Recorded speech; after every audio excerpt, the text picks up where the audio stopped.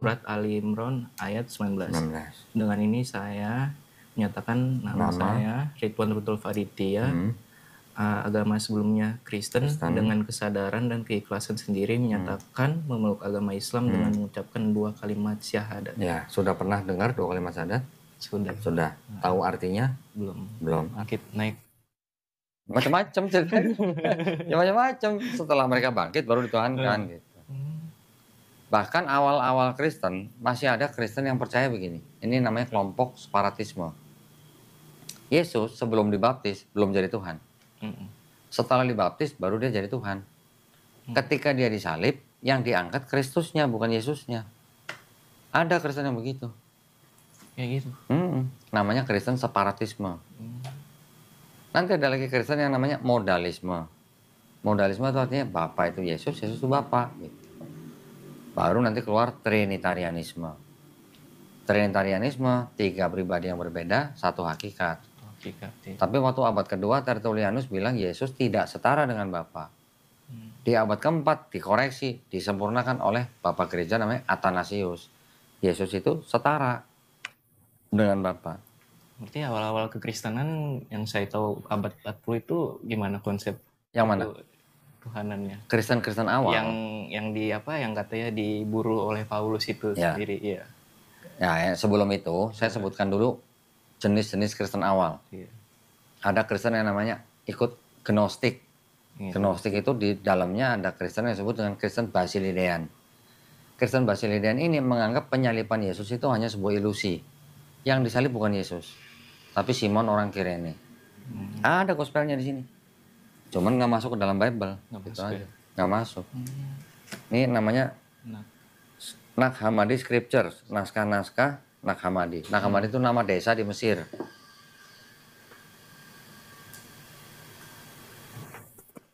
Kalau dibaca ini menceritakan Yesus melihat penyaliban itu dari jauh, yang disalib Simon orang Kirene.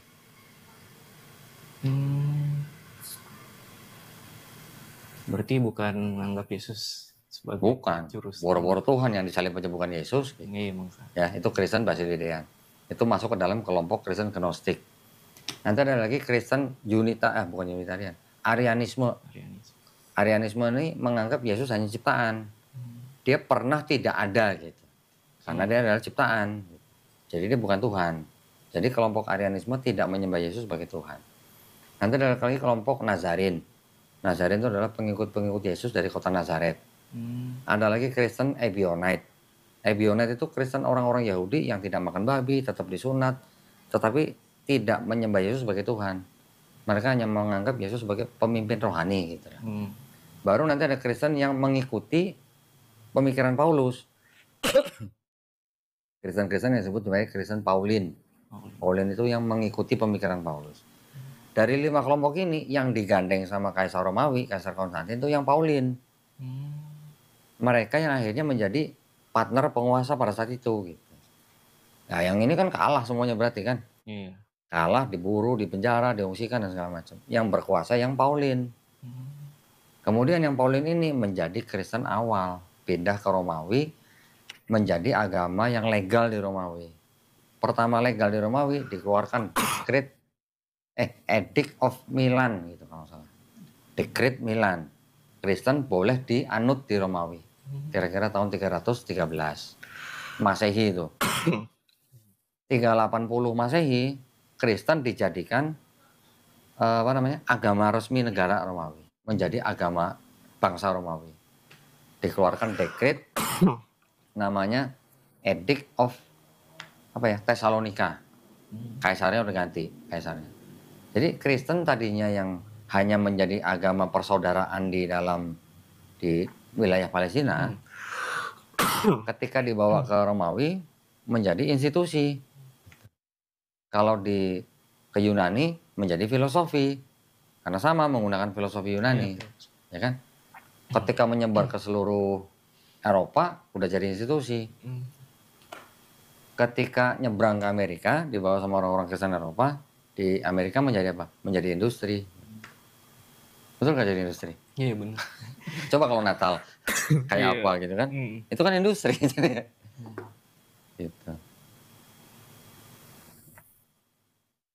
Jadi ajaran Yesus Tuhan berasal dari orang-orang yang punya filosofi Yunani, paganisme Romawi, dan Platonisme.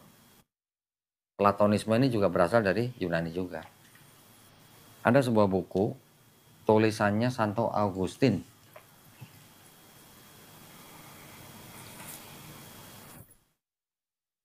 Kalau yang tadi ini kan bukti ya bahwa ini Bible itu ada yang mengadopsi ajaran Helenisme kan. Tadi nah ini yang ini. Kalau yang Platonisme dari sini. Ini tulisannya Santo Agustin. Apa nih? Coba dibaca. Kalau ada yang nggak tahu baru tanya saya entar.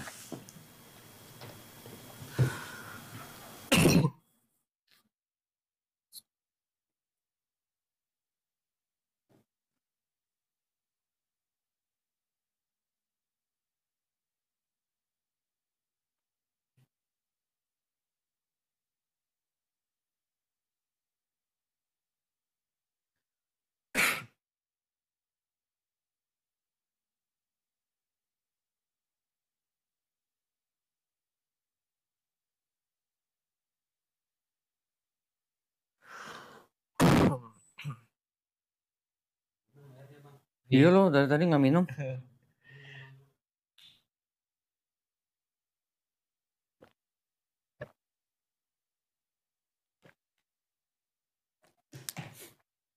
Benar, ada buku-buku Platonisme. Iya. Ya kan, Platonis. Yang diterjemahkan dari bahasa Latin ke bahasa Yunani kan. Maksud dan tujuannya sama kan. Yang tadi in the beginning was the word and the word was with God and the word was God. Ya kan? Berarti ada hubungannya juga dengan Platonisme. Yang pengaruh paganismenya ada di sini. Buku First and Second Apologies dari Justin Martyr. Justin Martyr adalah seorang bapak gereja juga. Dia mengatakan, sini, coba dibaca.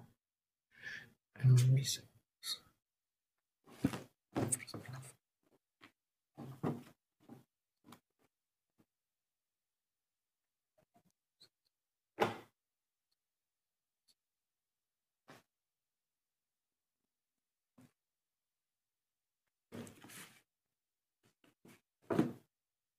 Museum Sons of Jupiter.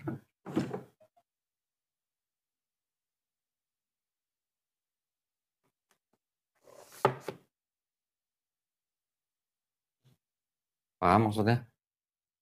Tentang konsep ketuhanan. Ya, jadi ketika berbicara tentang Yesus, putra sulung dari Tuhan yang mati di atas kayu salib, bangkit dari ketiga, kami nyatakan ya, we propound, kami nyatakan tidak ada yang baru dan berbeda dengan apa yang kalian ya orang-orang Romawi percayai dan hormati sebagai putra-putra Dewa Jupiter. Jadi Yesus disamakan dengan putra-putra Jupiter oleh Justin Martyr.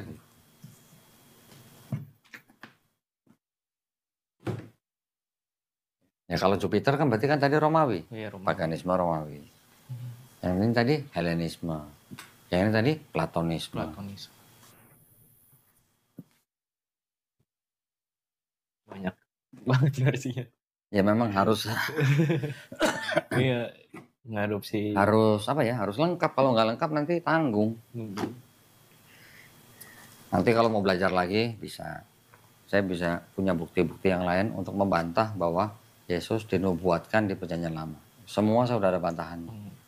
Berdasarkan linguistiknya, berdasarkan konteksnya, berdasarkan perspektifnya Yahudi, berdasarkan sejarah. Semua bisa membuktikan bahwa Kristen itu dalam tanda kurung apa ya? Menggunakan kitabnya orang Yahudi tapi ditafsirkan dengan kacamata Kristen.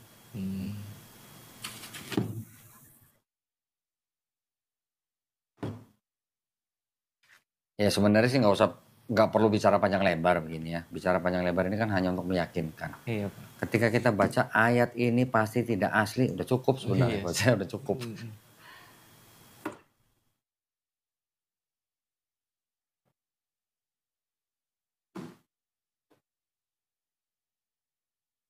Ada pertanyaan, teman-teman mungkin? Atau ada sanggahan, silakan. Apa ya?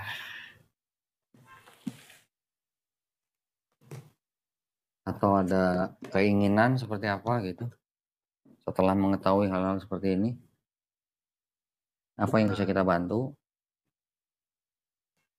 Berarti ajaran-ajaran yang disebar oleh murid-murid Yesus ke kayak negara Ethiopia gitu, yang ke tanah-tanah Arab atau tanah yang lain gitu kayak Mesir gitu, itu ajaran yang berbeda dari kitab yang ini sekarang atau bagaimana? Yang mereka rela mati tersiksa gitu. Oke. Kalau yang kami imani, yang disebut dengan Hawariun, ya, Hawariun itu adalah murid-murid Yesus. Itu pasti menyebarkan tauhid juga. Pasti menyebarkan tauhid. Tapi menyebarkan kebangkitan atau penyaliban Yesus gitu. Tidak. Buat kami orang Islam, kami tidak mempercayai murid-murid Yesus percaya bahwa yang disalib Yesus gitu. Buat Islam, Nabi Isa tidak dibunuh dan tidak disalib. Disebutkan dalam Quran. Tapi yang dibunuh adalah orang yang diserupakan gitu. Nah, ya, tentang yang dikabarkan oleh orang-orang Kristen awal pada saat itu bahwa ada yang bangkit dan segala macam, ya itu adalah cuma dari tulisan-tulisan orang ini yang nggak tahu siapa yang nulis gitu. Sekarang Yesus berbicaranya dalam bahasa apa kalau menurut Ridwan? Kalau yang saya pelajari dulu Aramaik, ya. Di Palestina itu ada bahasa Ibrani sebagai bahasa resminya orang Yahudi, juga dipakai dalam bahasa beribadah. Ada bahasa Aramaik yang dipakai dalam bahasa sehari-hari. Ada penjajah bawa bahasa Yunani. Kira-kira Yesus dan murid-muridnya, apakah mereka berdakwah dalam bahasa Yunani? Sepertinya enggak, ya kan? Tapi kok kitabnya bisa bahasa Yunani? Gitu. Iya, berubah. Nah, sedangkan murid-murid Yesus itu bukan murid-murid orang-orang yang terpelajar. Petrus, Yohanes, mereka cuma penjala ikan. Bagaimana caranya mereka bisa menulis kitab yang panjang begitu dalam bahasa Yunani? Nggak mungkin. Ada kok tulisannya Yohanes dan Petrus bukan orang terpelajar. Ya, dengan akal sehat, mungkin nggak murid-murid Yesus yang bukan orang-orang terpelajar bisa menulis sebuah kitab-kitab itu Matius, Markus, Yohanes dengan bahasa Yunani. Iya sih. Iya benar. Mau dikatakan bahasa Yunani adalah bahasa lingua franca pada saat itu, oke, betul. Tapi apakah mungkin murid-murid Yesus yang tidak pernah istilahnya makan bangku sekolahan bisa nulis bahasa Yunani? Dan itu yang nulis itu kalau kata ahli-ahli perjanjian baru, yang nulis itu adalah orang-orang terpelajar dengan bahasa Yunaninya. Gitu. Lagi pula, nama Jesus atau Yesus, kapan baru ada? Iya, awalnya Yesua. Yesua bahasa Ibrani. Bahasa Aramaiknya Pak, Iso. Orang yang berbahasa Arab nyebutnya Isa. Orang Yunani nyebutnya Isus. Depannya I semua. Iso, Isa, Isus. Huruf C baru ditemukan di tahun 1524. Abad 16 loh. 16 ya. Baru ada huruf C. Abad 17 tahun 1632 baru ada kata pertama kali Jesus di sebuah dokumen pengadilan di Inggris. Halo Mel. Halo Mel. Salam ya. Masih di studio nih. Gimana?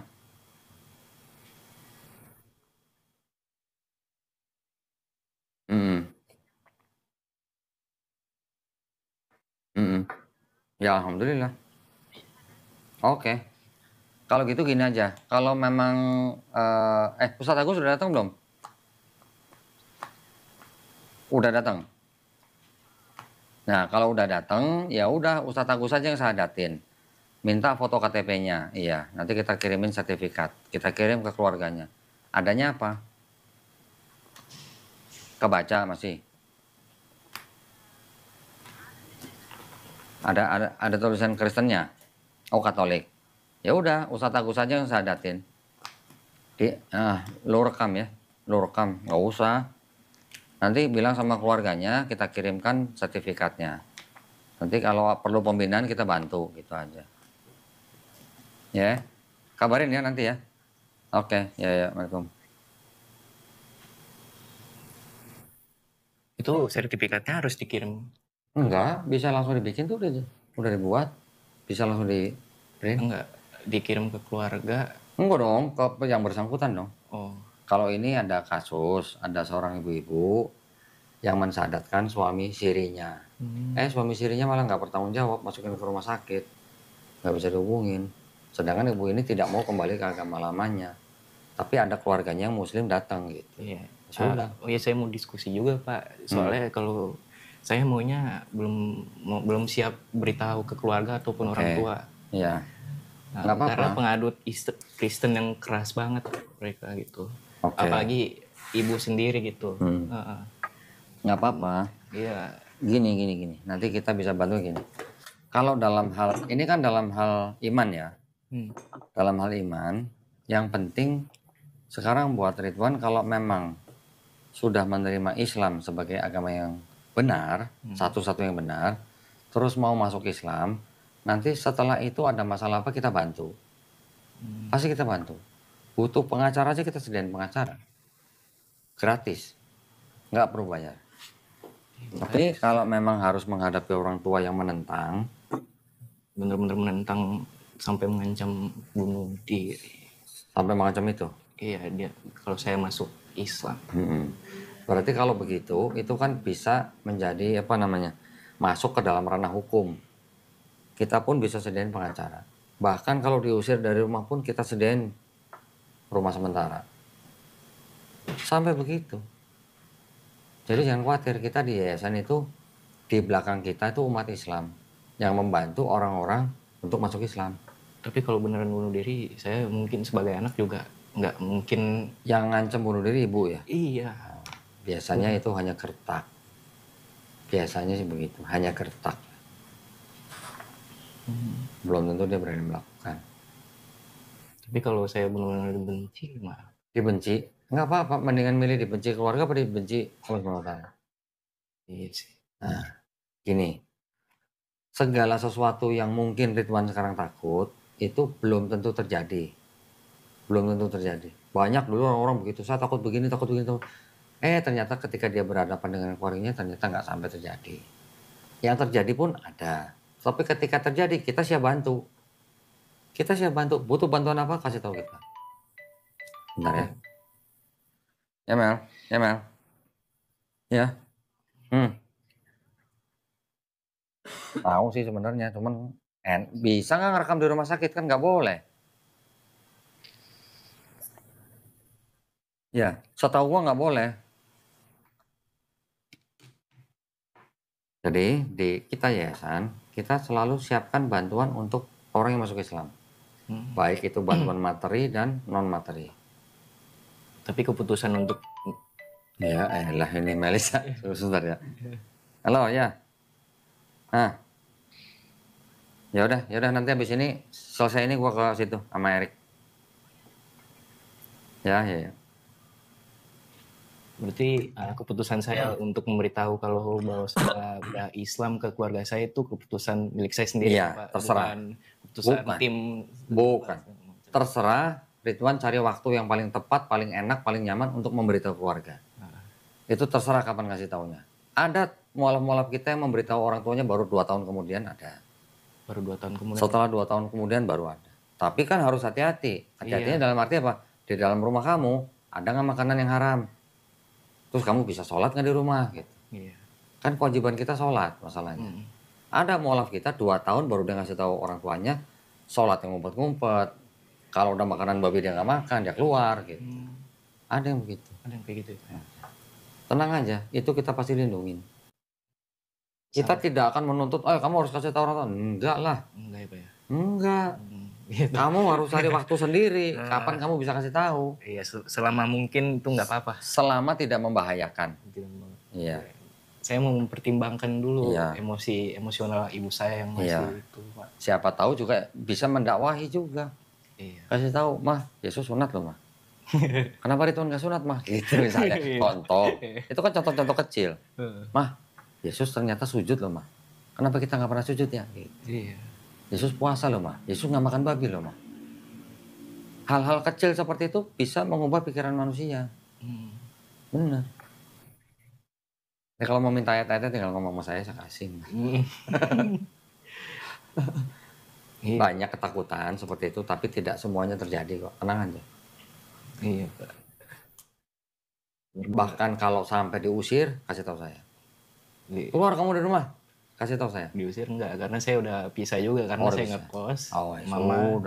Mama udah ada rumah sendiri gitu, Pak. Kalau orang sudah ngekos, udah bisa hidup sendiri, itu biasanya menjalankan Islamnya lebih mudah, jauh lebih mudah. Hanya nggak ngasih tahu orang tua aja kan, tapi dia bisa sholat, dia bisa menjaga makanannya. Hidup dari uang sendiri lah, gaji sendiri. Apalagi hidup dari uang sendiri. Kalau kamu sudah pisah dengan keluarga, gimana caranya supaya mamanya nanti bisa menerima, paling tidak terlalu kaget atau bagaimana? Deketin mamanya, baik-baikin mamanya, ambil hati mamanya. Belum nggak usah menyinggung Islam. Nggak usah, ngambil hati dulu supaya kamu lebih disayang sama mamanya. Kamu juga harus bisa tunjukin ke mamanya, kamu lebih sayang. Sekarang sayang. Iyalah pasti, Pak. Harus lebih sayang 3 kali lipat, bisa nggak caranya? Nah, caranya begitu. Ambil hatinya. Gitu. Iya, ketakutan saya itu sih. Belum tentu terjadi, jangan terlalu takut. Kalau bilang mau bunuh diri itu biasanya cuma kertak aja. Karena benar-benar menentang banget saya. Kamu berapa saudara? Anak tunggal gitu. Anak tunggal. Dan ibu satu-satunya orang tua saya sekarang gitu, yang dekat. Oh iya.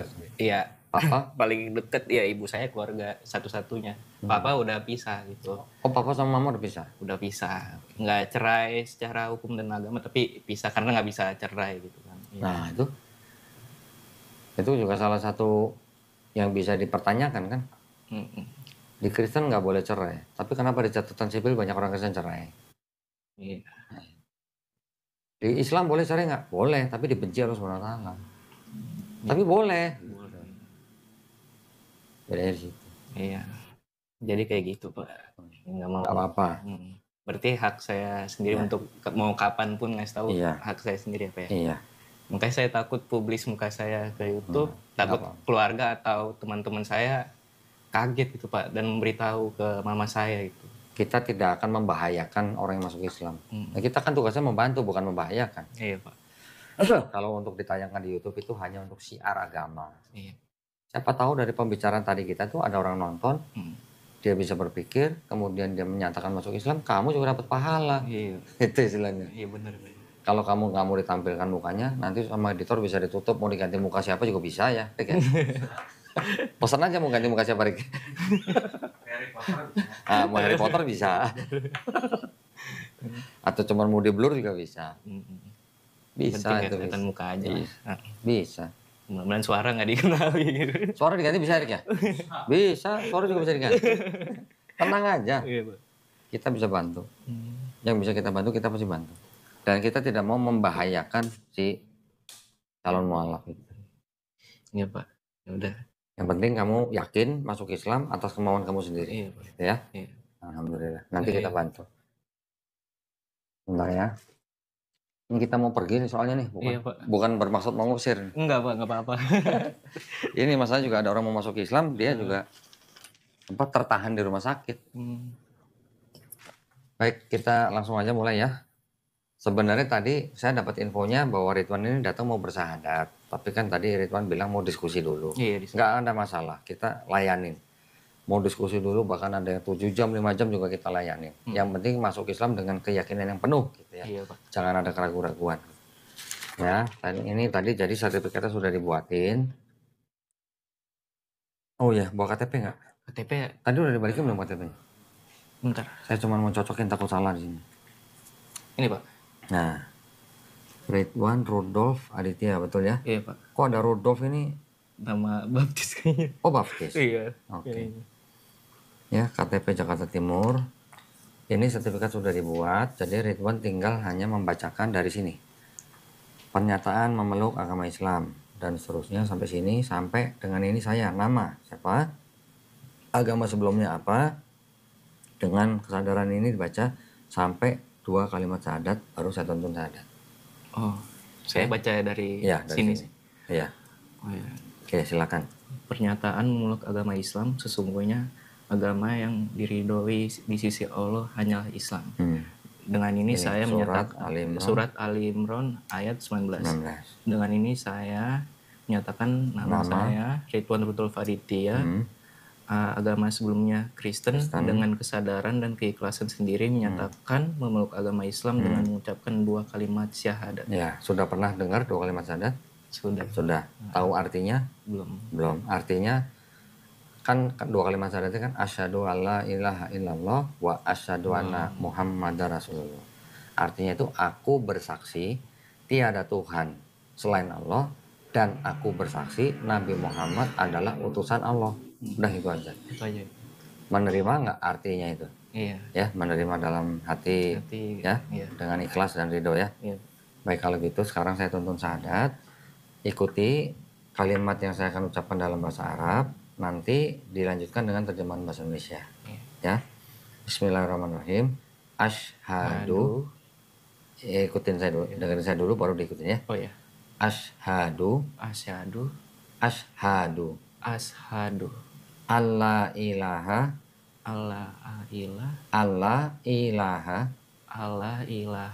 illallah wa asyhadu anna Muhammadan Rasulullah. Aku bersaksi tiada Tuhan selain Allah. Dan aku bersaksi Nabi Muhammad adalah utusan Allah. Alhamdulillah. Udah cukup gitu aja. Sah. Kamu sudah sah menjadi muslim. Alhamdulillah. Ya. Yang perkara nanti selanjutnya kita bantu. Iya. Oke. Sekarang tolong ditanda tangan di atas materai terus nama lengkapnya. Iya.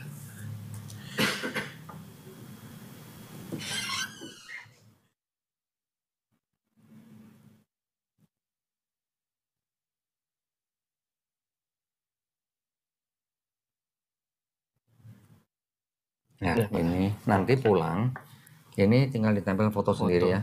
Foto Ridwan ya, jangan foto orang lain ya. Iya, Pak. Foto Ridwan, ini KTP saya pulangin. Ini nanti pulang, setelah ditempel foto, diusahakan dilaminating, di fotokopi. Terus secepatnya Ridwan ke kelurahan untuk mengganti keterangan agama di KTP. Ya. Ini ada bingkisan yang sudah kita siapkan. Belum sunat kan? Belum, Pak. Tunggu di rumah, nanti tentukan hari dan tanggal ke Mbak Suci. Iya. Ya. Saya mau sunat tanggal sekian, hari apa, jam berapa gitu. Alamat kosan saya. Alamat kosan. Iya. Jadi nanti kita kirim juru sunat ke kosannya Ridwan. Iya, Pak. Sunat di tempat kosnya. Iya, bisa, ya? Pak. Bisa, nggak usah bayar. Semuanya gratis. Benar, Pak. Ya, sunat di tempat kosan, nanti juga sekalian dikasih obat. Jadi nggak perlu ke apotek lagi beli obat, nggak usah. Oke. Cari waktu yang paling baik, yang maksudnya yang paling nyaman, ya. Jangan mengganggu pekerjaan. Ini ada sarung, ya, dari BHS Tex, sarung atlas, masya Allah ya. Ini adalah persembahan dari BHS Tex. Ini ada sajadah. Nah, sajadah ini ada tulisannya nih. Nanti dipraktekkan ketika sambil baca buku ini. Ini ada buku petunjuk sholat, ya, dibaca mulai dari niat, wudhu, sholat dan segala macam, berapa rakaat, sholat ini, nanti semuanya ada di sini, ya, dibaca. Prakteknya pakai sajadah ini. Kalau lupa baca ini. Mau baca itu, ya, iya, Pak. Sholat sehari 5 kali, cepat bisa pasti, insya Allah. Iya. Ini buku Iqra. Nah, buku Iqra ini nanti dipergunakan. Nanti ya, juga kasih tahu ke Mbak Suci. Mbak, saya bisa menyediakan waktu dalam seminggu 2 hari, hari apa, jam berapa. Ya, iya, Pak. Nanti kita juga kirim guru privat ke kosannya Ridwan. Belajar Iqra, belajar sholat, belajar akidah, sampai belajar nanti supaya sampai bisa baca Quran. Ya, iya, Qurannya juga kita udah sediain. Ini ada Quran mushaf, Al-Quran tajwid mudah, keluaran dari Ummul Qura. Ya, ini nanti dipakai untuk dibaca setelah bisa baca Iqra. Ya. Kalau mau baca terjemahnya dulu boleh, tapi adabnya memegang Quran harus berwudu. Berwudu ya, Pak. Ya, berwudu dulu baru baca ya. Iya, Pak. Belum bisa baca bahasa Arabnya, baca terjemahnya dulu. Baca terjemahnya. Ya. Ini tolong diterima. Ini. Oh ya, satu lagi sebentar.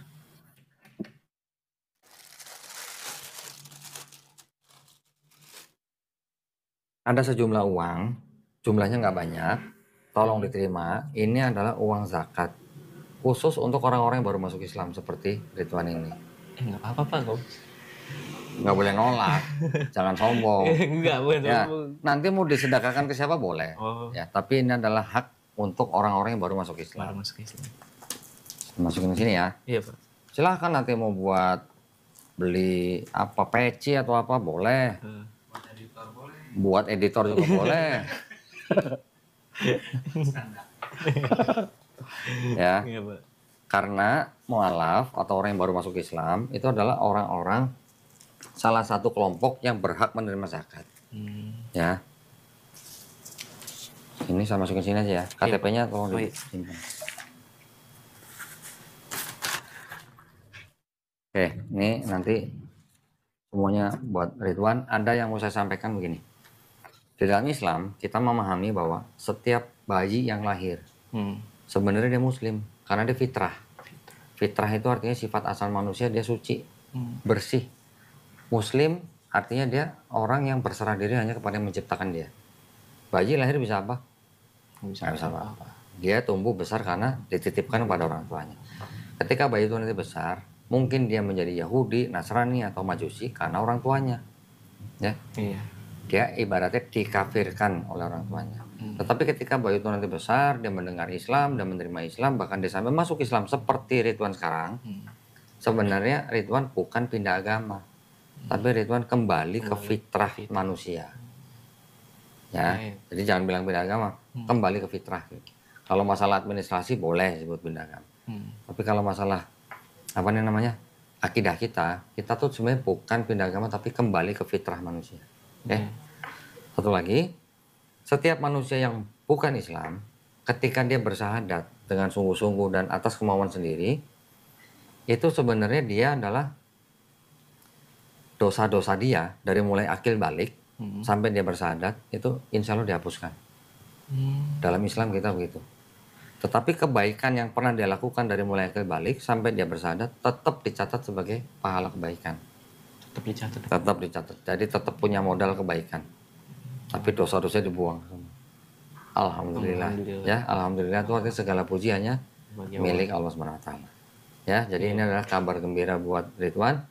Ridwan sekarang seperti seorang bayi yang baru lahir. Atau seperti selembar kertas yang putih, kosong, tidak ada tulisan apa-apa.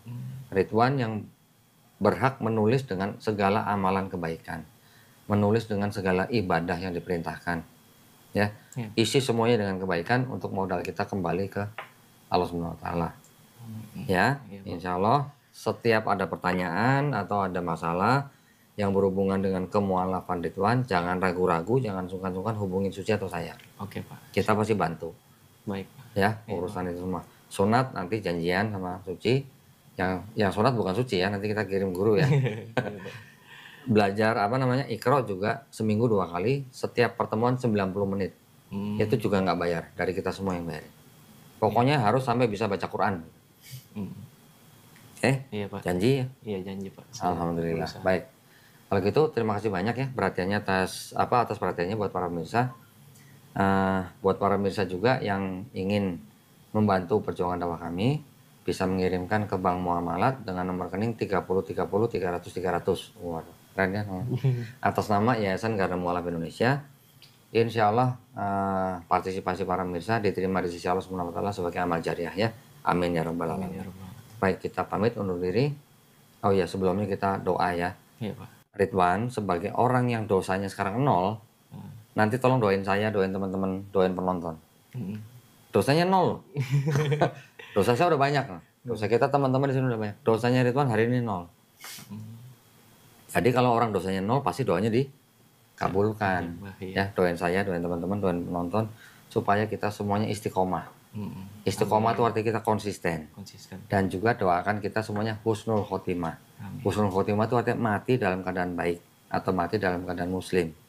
Ya, doain kita semuanya dilindungi dari rahmat Allah SWT. Oke. Juga saya berdoa juga buat kita semua, mudah-mudahan kita semua dijadikan golongan manusia yang mengikuti apa yang sudah diturunkan Allah SWT melalui Rasulnya, dan juga kita dijadikan golongan manusia yang menyaksikan keesaan Allah. Ya, juga kita berdoa semuanya agar kita semua dihindarkan dan dijauhkan dari api dan azab neraka. Ya, amin ya rabbal alamin. Baik, kalau gitu kita pamit undur diri. Terima kasih banyak atas perhatiannya. Akhir kata wabillahi taufiq wal hidayah. Wassalamualaikum warahmatullahi wabarakatuh. Saya belum peluk.